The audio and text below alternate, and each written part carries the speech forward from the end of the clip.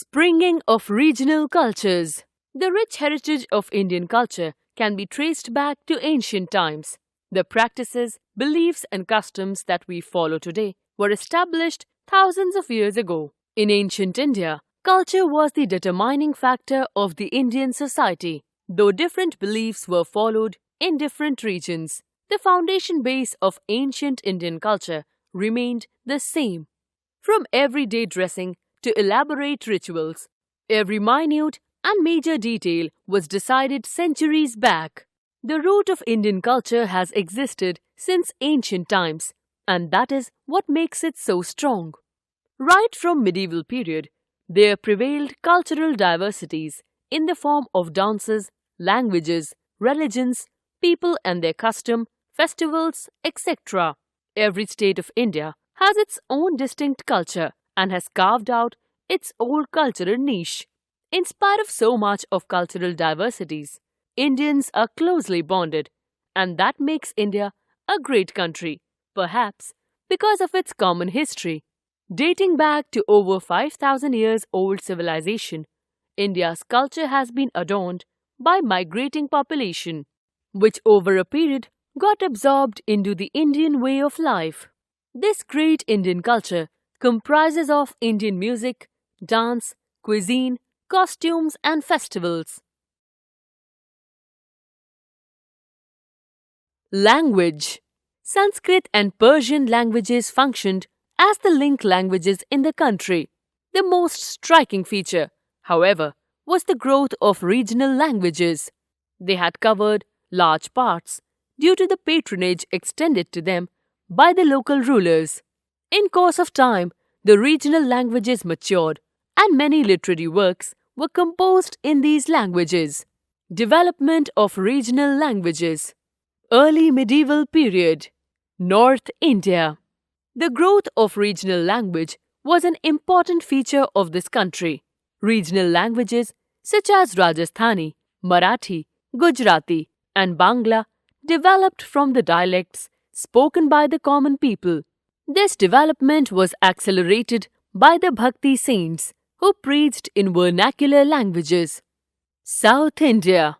Sanskrit and other regional languages such as Tamil, Telugu, and Kannada prospered under the Cholas. Many literary and religious works were translated into these languages. Kamban translated the Ramayana into Tamil. Nannaya and Tikkana translated the Mahabharata into Telugu. Kannada was enriched by the writings of Pampa, Ponna, and Ranna. Kannada also became popular because the Lingayatas preached in it. In the later centuries, these regional languages became centered in different parts of South India. Today, Tamil, Telugu, and Kannada are spoken in Tamil Nadu, Andhra Pradesh, and Karnataka respectively. The Sultanate Period. Regional languages flourished during this period. This was largely because of the Bhakti saints who preached in the language which was used in the region where they lived. The two forms of Hindi, Braj and Awadhi, became popular. Other regional languages that developed were Punjabi, Gujarati, Bangla, Marathi, Oriya, Assamese, Sindhi, Kannada, Telugu, Malayalam, and Tamil. The Puranas, the Ramayana, and the Mahabharata were also translated in different regional languages. Persian was introduced in India by the Turks. In course of time, Persian and Hindi fused to give birth to a new language, Urdu. The word Urdu means camp. The new language was called a camp language because it evolved and developed in the camps of soldiers. They came from all parts of the country and spoke their native languages. There was an urgent need to develop a common language which could be understood and spoken by all. Urdu developed to fill in this need. Sanskrit came to be used on ceremonial occasions. The Mughal Period. Persian was the official language of the Mughal Empire. All administrative records were maintained in Persian. The proceedings of the court were also in this language. Akbar had the Mahabharata and the Ramayana translated into Persian. Hindi also developed as an important language. Towards the end of the empire, Urdu became an important language for literary expression. Mirza Ghalib was a pioneering Urdu poet. Literature. Literature prospered because it was patronized by kings of all the dynasties that ruled during the medieval period. Early medieval period. Most literary works of the period are in Sanskrit. Katha Sarita Sagar, a collection of stories, is a popular work in Sanskrit. Among historical works, Kalhana's Raj Tarangini is important. It is the history of Kashmir and its rulers. Jayadeva composed a beautiful poem on the love of Krishna and Radha. It is called Gita Govinda. Chand Bardai's Prithviraj Raso is also a very famous historical work. The Sultanate Period. The literature of the period consisted of translations as well as original works. Famous Sanskrit works were translated into many regional languages and into Persian and Arabic. Famous original works include that of Amir Khusro in Persian, Srinadha's Harvilasa in Telugu, Malik Muhammad Jayasi's Padmavat in Hindi, and the poems of Vidyapati in Maithili. During this period, Krishnadev Rai himself was a great Telugu and Sanskrit scholar. He composed a poem called Amukta Malyada in Telugu. He patronized many learned men in his court. This included the 8 great Telugu scholars, collectively called the Ashtadiggaja. The Mughal Period. Akbar encouraged the growth of literature. He had Abul Fazl and Faizi, his 2 great scholars, in his court. Abul Fazl wrote the Akbarnama, a biography of Akbar. Any Akbari is a part of Akbarnama. Akbar's reign saw a tremendous growth in Hindi literature. Vallabhacharya, Keshavdasa, Rahim, Tulsidas, and Surdas were the famous Hindi poets of this time. The dohas composed by Rahim are still recited. Tulsidas wrote the Ramcharitramanas. The other Mughal emperors also patronized learning and literature. Persian was the court language. Jahangir's memoir, Tuzuk-i-Jahangiri, is in Persian. Abdul Hamid Lahori wrote Padshanama. Dara Shukro translated the Bhagavad Gita and the Upanishads into Persian. A number of dictionaries in Persian were also composed. Hindi literature prospered during this period. The poetry of Sant Kabir and Tulsidas became very popular. Sursagar of Surdas, Prem Vatika of Ras Khan, and Satsai of Bihari were the important works in Hindi literature. Urdu literature also developed. In the 18th century, Delhi and Lucknow became the main centers of Urdu poetry and literature. Paintings. The art of painting was popular during the early medieval period. Palaces and temples were decorated with murals. Miniature painting was only beginning to develop. The Sultanate Period. From the Sultanate period onwards, painting depended entirely on royal patronage. The art of painting miniatures developed further during this period. Artists were employed by kings and nobles to decorate and illustrate books. Portraits of kings were made by the court painters. The Mughal Period. The Mughal emperors took great interest in painting. The art of miniature painting reached a new height under the Mughals. Akbar established many royal karkhanas or workshops in which painters honed their craft. The art of painting developed greatly under Jahangir. He himself was a good painter and could recognize each painter by his unique style. He showed interest in the European style of painting as well and introduced some features of European painting into the Indian style. He was also inclined towards portraits. Some famous painters of his reign were Bishan Das, Murad, Mansoor, and Behzad. Mansoor, in particular, was a specialist in painting animals and birds. Other themes of painting included court scenes, battle scenes, and scenes depicting royal hunts. The regional kingdoms. Three distinct provincial styles of painting developed. These were the Kangra style, based on the hills of Punjab, the Rajasthani style, centered at Mewar, Bundi, Bikaner, Kota, and Kishangarh, the Deccani style, which was popular in the Deccan. Out of the three, the Rajasthani style or the Rajput style achieved great acclaim. A unique characteristic of this style was the painting of religious and mythological stories related to Lord Krishna. The Ragmala paintings are very famous. Music. The Indian style of music was influenced by Persian musical forms. There was a fusion of Persian Arabic and Indian musical styles, which developed as a new form of music called Indo-Persian.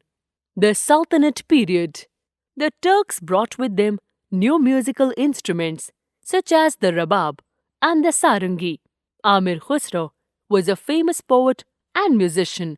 He combined Persian and Indian melodies and produced several new ragas. He also popularized a new form of music called qawwalis.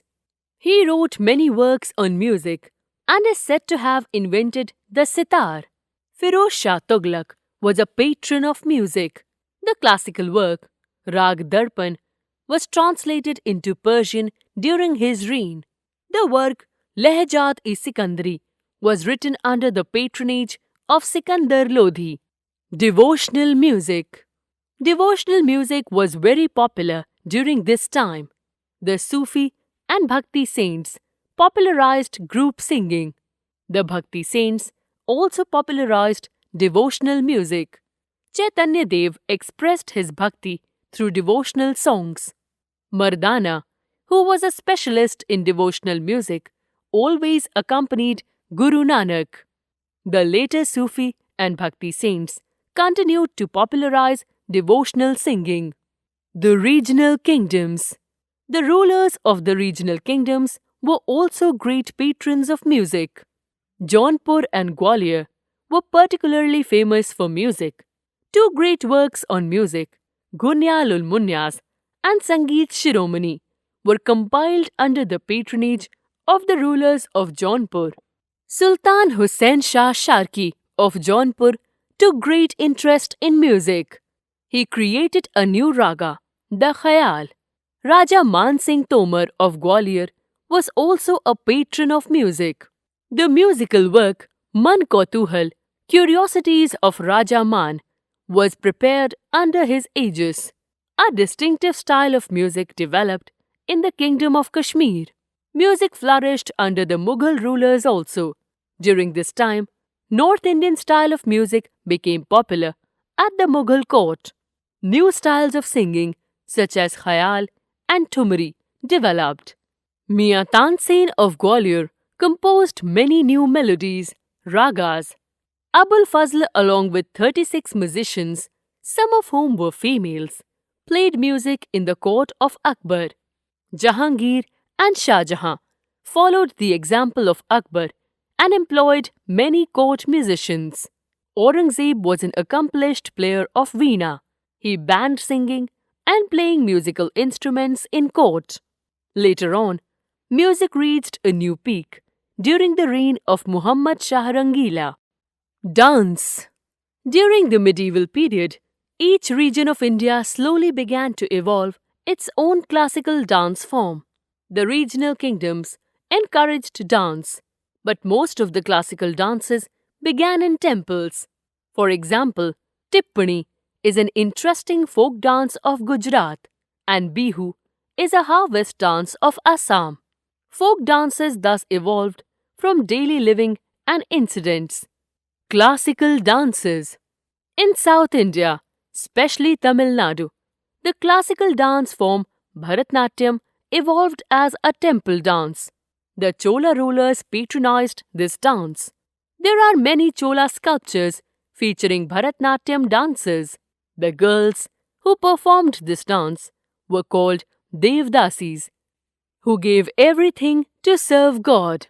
From 20th century, this dance form began to be performed outside the temple and for public on stage. Kathakali, the classical dance of Kerala, evolved during the late medieval period. Kathakali literally means story play and is an elaborate dance depicting the victory of truth over falsehood. A striking feature of Kathakali is the use of elaborate makeup and colorful costumes. From their makeup, it is easy to recognize dancers as godlike or heroic or demonic. The theme of Mohini Attam is love and devotion to God. Vishnu and Krishna is most often the hero. Odyssey is based on the popular devotion to Lord Krishna, and the verses Gita Govinda are used to depict the love and devotion to God. Manipuri dance style was originally called Jogai, which means circular movement. In ancient texts, it has been compared with the movement of the planets around the sun. It is said that when Krishna, Radha, and the gopis performed the Ras Leela, Shiva made sure that no one disturbed the beauty of the dance. Parvati, the consort of Lord Shiva, also wished to see this dance, so to please her, he chose the beautiful area of Manipur and reenacted the Ras Leela. Kathak and Its Story. Kathak is the predominant dance of North India. This dance form gets its name from the word Katha, story, since it originated from the devotional recitation of the storytellers or Kathakars, who were attached to the temples in praise of the Lord. With the advent of the Mughals, Kathak was introduced in the king's darbar, thus moving this art from devotion to entertainment. There are two schools called Gharana of Kathak, the Jaipur Gharana and the Lucknow Gharana. A great emphasis is laid on elaborate costumes, rapid footwork, and superb enactment of stories. After independence, this form of dance was considered as one of the 6 forms of classical dances in the country. Kuchipudi dance had its origin in the state of Andhra Pradesh. It presents scenes from Hindu epics and mythological tales through dance dramas combining music, dance, and acting. Folk dances. Indian folk dances have an inexhaustible variety of forms and rhythms. They differ according to religion, occupation, and castes. Folk dances generally fall into 4 groups: social, religious, ritualistic, and masked. Among the social folk dances, the Kolyacha of the Konkan coast, Ghumar dance of Rajasthan, Bhangra of Punjab, Bison horn dance of Muria tribe in Chhattisgarh, etc. may be mentioned. Some major examples of religious folk dances are the Didi and Kala of Maharashtra and Garba of Gujarat. Of the endless variety of ritualistic folk dances, the Karakam dance of Tamil Nadu and the Thirayattam of Kerala may be mentioned. Among the masked folk dances, the Yak dance in the Ladakh region of Kashmir and the Chau of Mayurbhanj district in Odisha may be mentioned. Bengal. Bengal has a very rich cultural heritage. It is known for its rich culture in songs, music, drama, dances, language, and literature. Bengali is one of the oldest languages in the world. It originated from the Indo-Aryan family of languages in the 7th century, thus making it comparable to English, French, and German. Of all the regions of India, Bengal was, for centuries, a major center of art and literature. This was due to the encouragement and support provided to scholars by the local kings. Jayadeva was a great poet who lived most probably in the second half of the 12th century in Bengal.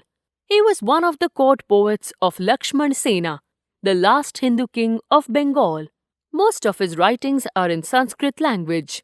His Gita Govinda is a narrative poem describing the life and experiences of the divine couple, Krishna and Radha.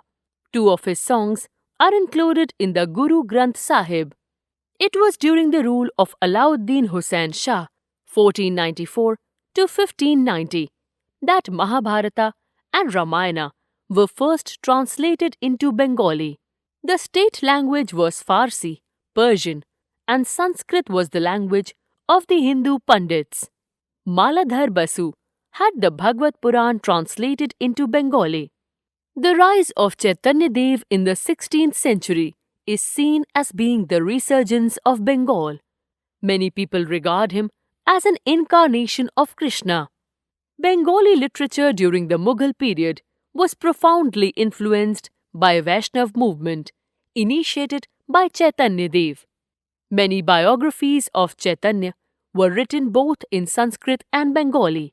The Sri Krishna Kirtan, a series of storytelling lyric poems, is a major work in Bangla of his time.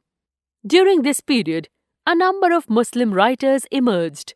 The earliest of them, Daulat Qazi, translated some popular romantic stories from Rajasthani, Hindi, Gujarati, etc. into Bengali. His poem Lor Chandrani was completed by another great poet, Alaol. The Padmavat, the best-known work of Alaol, was a translation of Malik Muhammad Jaisi's Padmavat into Bengali. It is about the well-known episode of the conquest of Chittor by Alauddin Khalji, who was captivated by the beauty of Queen Padmini. Alaol has introduced a number of new episodes. The only historical work written during this time was the Rajmala, or the Chronicle of the Kings of Tripura. Champak Vijaya deals with some historical events. Architecture. The medieval architecture was different in Bengal as compared to the rest of India. Bengal saw the rise of Bhakti movement and Sufism, as a result of which both temples and mosques were built. The most important factor about the Bengali architecture during this period was the extensive use of terracotta and burnt brick as building material. Rasmancha are magnificent examples of temples of this period. They are covered by terracotta tiles, which are richly carved and illustrate scenes from the Hindu epics. Music. Music, songs, dramas, and dances are also part of rich Bengali culture, and there are three main streams of Bengali culture: folk, modern, and classical. Folk music is the most popular form of music all over Bengal. It has been sung over centuries by the village singers, musicians, actors, and dancers. Bengal also shares the rich tradition of classical music of the subcontinent. Indeed, Bengal has produced many musicians and maestros of international repute, like Ustad Alauddin Khan, Ustad Ali Akbar Khan, and Pandit Ravi Shankar, who have been successful in making sitar and sarod popular all over the world. The musical instruments have also played a major role in promoting the rich Bengali culture and its excellence. The typical Bengali folk musical instruments are ek tara, 1 string, do tara, 2 but actually 4 strings, ghungur, khol, mandira, behala, violin, and banshi, flute. And the classical musical instruments are sitar, sarod, tanpura, shehnai, eshraj, pakhavaj, tabla, and harmonium. One of the best known and much appreciated types of folk music in Bengal is baul. Some people believe it is sung only by a special sect. The persons belonging to this sect are commonly referred to as bauls, and the songs they sing are called baul gaan. It is influenced by both the Bhakti movement and the Sufis. It provides spiritual satisfaction not only to the singer but also to the audience.